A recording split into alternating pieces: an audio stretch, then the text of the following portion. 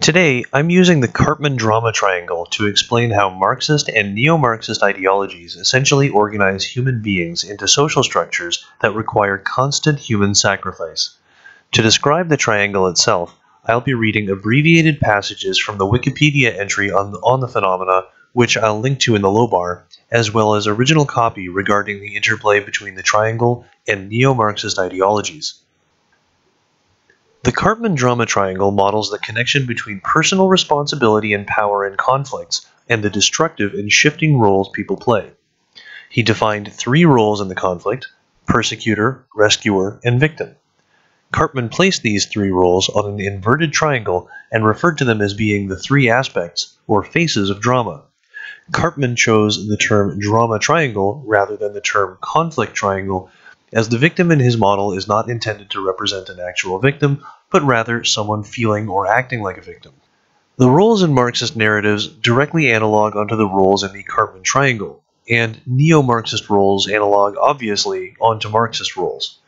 The Marxist version of the victim is the proletariat, and the neo-Marxist versions of the proletariat are women, visible minorities, LGBTQ, etc. The Marxist version of the persecutor is the bourgeoisie, and the neo-Marxist versions of the bourgeoisie are males, whites, heterosexuals, etc. The Marxist version of the rescuer is the revolutionary, and the neo-Marxist versions of the revolutionary are what we would call white knights, what they would call allies, and what most of us can agree are called activists. The victim's stance is poor me. The victim feels victimized, oppressed, helpless, hopeless, powerless, ashamed, and seems unable to make decisions, solve problems, take pleasure in life, or achieve insight. The victim, if not being persecuted, will seek out a persecutor, and also a rescuer who will save the day, but also perpetuate the victim's negative feelings. The rescuer's line is, "Let me help you." A classic enabler, the rescuer feels guilty if he doesn't go to the rescue, yet his rescuing has negative effects. It keeps the victim dependent and gives the victim permission to fail. The rewards derived from this rescue role are that the focus is taken off of the rescuer.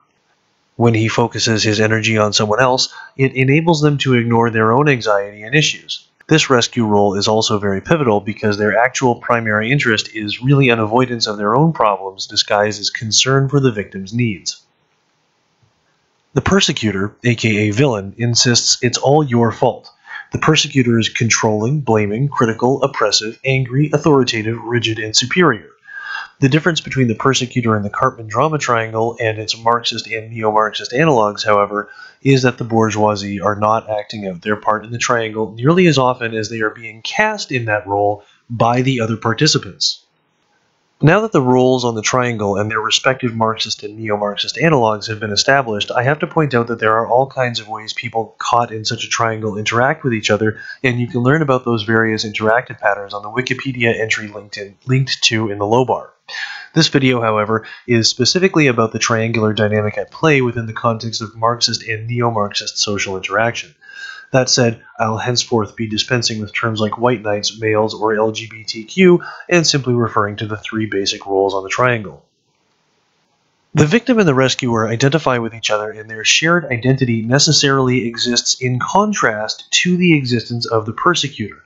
There are times where this dynamic legitimately occurs. There are instances where a bad actor is victimizing someone and a benevolent actor intervenes on behalf of the victim, but the drama triangle is a contrived reproduction of such an event. In assuming this shared identity, one gains access to perceived benefits. They get to be part of an in-group that is never wrong, their moral triumph is guaranteed, but only so long as those who identify as victims or rescuers believe in this triangular version of reality in spite of any evidence or reason to the contrary. In other words, for this to work, participants must listen and believe. Anyone who does not so surrender their faculties of reason would be a threat to the narrative, except that the penalty for their unbelief is to be placed in the role of the persecutor. Since the victim is not really a victim, and the rescuer is not really a rescuer, it stands to reason that the persecutor is not really a persecutor. They are, in fact, a scapegoat. All the malignant deeds and intentions of the victim/rescuer's shared identity are projected onto the scapegoat via Kafkaesque show trial. While the triangle needs at least 3 participants, the number of participants has no upper limit. So when one person is put on trial like this, the number of inquisitors hailing from within The victim-rescuer identity can number in the dozens, hundreds, or even thousands. Ask for an apology. It doesn't mean that the other person, instantly has to say yes. Okay, so the person has to think about what it is that you're asking for, what it means. So then my question is, for what? Tell me what it is. My question, if I'm in the courtyard playing games, right, and I'm kicking around a soccer ball. Exception is because other people have rights too, not just you. Walk away. Walk away. He doesn't deserve to be listened to. Unsafe space here for all students. Stay quiet. For all Stillman students. You understand that? As your position as master, it is your job to create a place of comfort and home for the students that live in Stillman. You have not done that. By sending out that email, that goes against your position as master. Do you understand that? Then no, I don't agree with that. Then why the fuck did you accept the position? Because Who the fuck hired you? I have a different You vision should than you. step down. If that is what you think about being a master, you should step down. It is not about creating an intellectual space. It is not. Do you understand that? It's about creating a home here. You are not doing that. You're supposed to be our advocate. You should be at the event last night when you hear her Franco say that she doesn't know how to create a safe space for her freshmen in Stillman. How do you explain that? These freshmen come here, they think this is what Yale is? Do you hear that? They're gonna leave, they're gonna transfer because you are a poor steward of this community. You should not sleep at night. We're out, we out. You are disgusting. Putting up all the posters, right? All the 4 posters. Yeah. Yeah, they didn't last long. I'm still here. I'm still here and I'm still standing up for open discussion. Why are you defending it? No Nazis! No Nazis! Shame on you! You're shame on you! No platform for racism, no platform for homophobia. This is all Barra, fuck off! Little fascist! Yeah, fascist! Shame on you!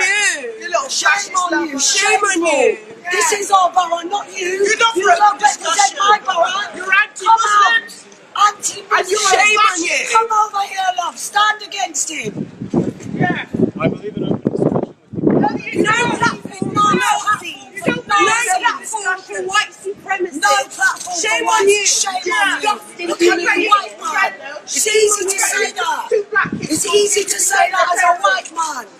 I believe in open discussion. You believe in a platform for hate, oppression, a platform for hate. May I respond? No, I'm not interested. I believe in open I discussion. don't care what you believe. I believe no Nazis. No Nazis. I was going to say, Open the doors then, if it's open discussion. Open the doors now. Everyone just cover him. Just cover his shit. We don't want you. you Go away. Sorry, sir, Go. I Go. You better go. Go. You better don't want go. you here. We don't want you. You're not welcome here. I will You stand up. you are not welcome here. Welcome. Go away. Go away. I've got to stop, guys. There's too many of you. Okay, one simple I've had question. enough. Sorry, I can't do this anymore. One simple question.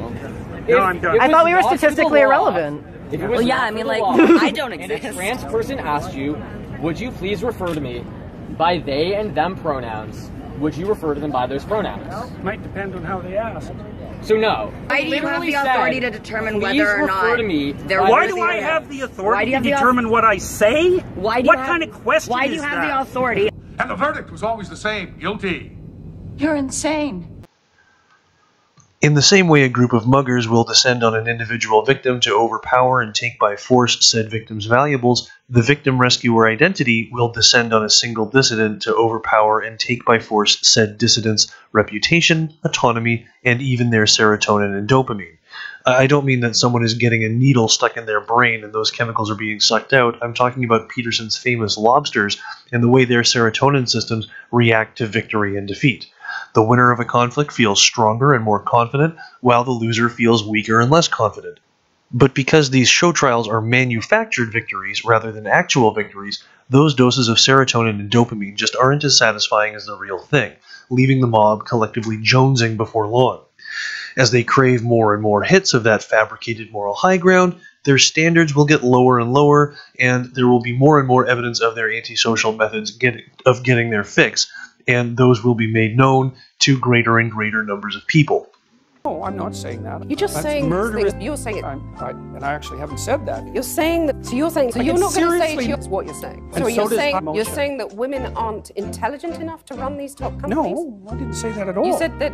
So if you is that what you're saying? But still, women aren't going to make it. That's what you're really saying. It depends on your measurement technique. You basically saying. Well, you're saying. But you're saying. No, I'm not saying that at all. As I explained in my feminist, non-feminist cooperation spiral video and infographic back in 2015, this just becomes a feedback loop of feminists freaking out because they're losing face and then losing face because they're freaking out. Again, links are in the low bar. I'd like to take this analysis back to how it relates to the 3 questions that we focus on at antifeministpraxis.com. What is feminism? Where do non-feminist people stand in relation to feminism? And what is to be done? First of all, what is feminism? It's an expression of a behavior pattern learned in a narcissistic family.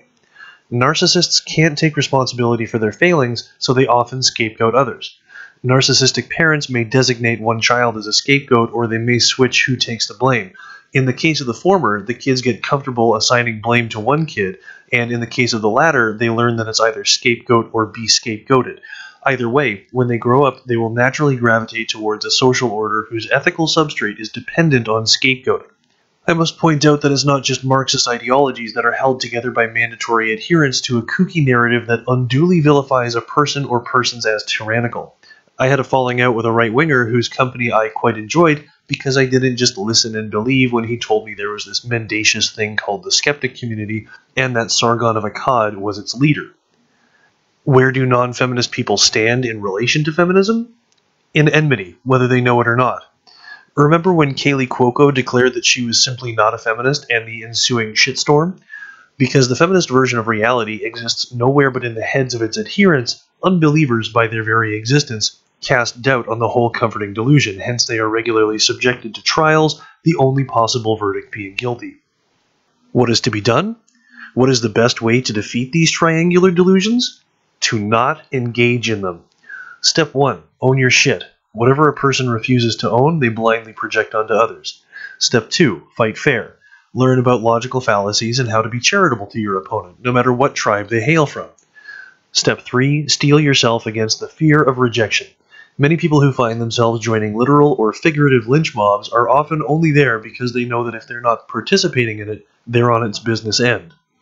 To listen and believe, to surrender one's critical faculties for the sake of social acceptance, is to resign oneself to the torch and pitchfork.